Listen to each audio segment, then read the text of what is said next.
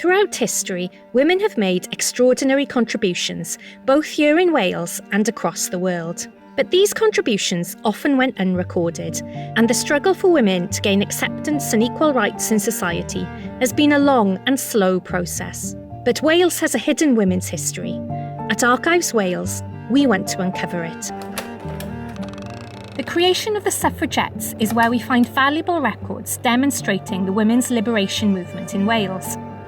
The first group was formed in 1908. The Carmarthen Women's Suffrage Society was formed in 1911 at a meeting consisting of 19 women and 4 men. World War I is one of the first times we see women appearing in records in working roles. Pictures here show militant suffragettes leaving to work as frontline nurses.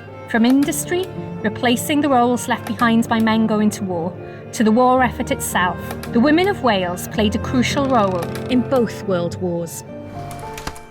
Dr. Rachel Locke-Lewis has an extensive background in researching women's history in Wales. As part of my research into the women's liberation movement in South Wales, I discovered vital information from the archives that is undocumented elsewhere. The mobilisation of action groups across the country. In 1974, the first Women at Work in Wales conference took place in Cardiff. At this event, the Women's Rights Committee for Wales was formed.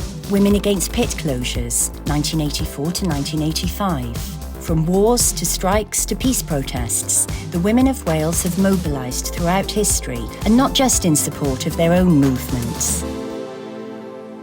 We would love to see more material like this among the collections held by Wales's archive services. What may seem insignificant to you, a poster or a flyer, a collection of old letters or a photograph, may be of great interest to us. If you think you have material that could be of interest, please get in touch with your local archive service, and let's continue to piece together Wales's hidden history.